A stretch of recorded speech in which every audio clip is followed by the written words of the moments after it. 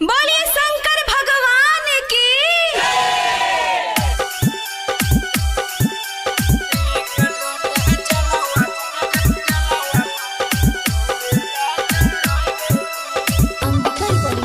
Music by Vikas Bettiah.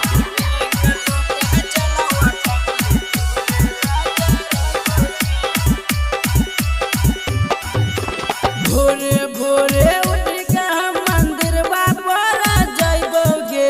भोरे भोरे उठ के हम मंदिर बाबा जाइबोगे।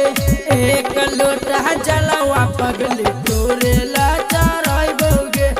एक लोटा जलवा पगली तोरे ला चढ़ाइबोगे। दिल से ध्यान लगा के भोले बाबा के जागोइबोगे। दिल से ध्यान लगा के भोले बाबा के जागोइबोगे। एक लोटा जलवा पगली तोरे ला चढ़ाइबोगे। एक लोटा जलवा पगली तोरे ला चढ़ाइबोगे। Ambika recording studio, Rupauli, Purnia, Bihar.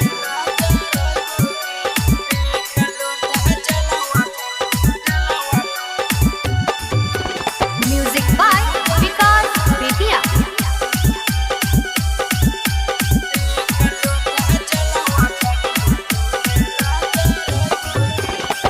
बाबा भोले दानी से मंगब तोरेला बड़ो दुनिया गे। सातो जन्म हमर तू ही बढ़िया सजनिया गे।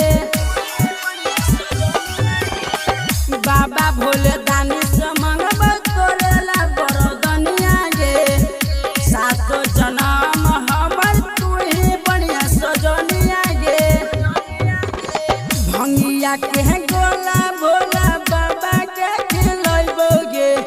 भंगिया के गोला भोला बाबा के खिलैबोगे। एक लोटा जलवा पगली तोरे ला चढ़ाइबोगे। एक लोटा जलवा पगली तोरे ला चढ़ाइबोगे।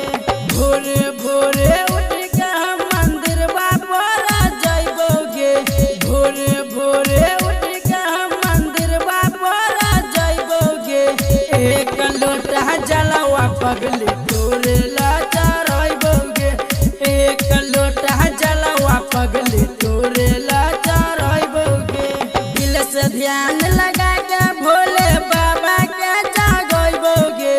दिल से ध्यान लगा के भोले बाबा के जागोइबोगे। एक लोटा जलवा पगली तोरे ला चढ़ाइबोगे। एक लोटा जलवा पगली तोरे ला चढ़ाइबोगे। Angika recording studio, Rupauli, Purnia, Bihar.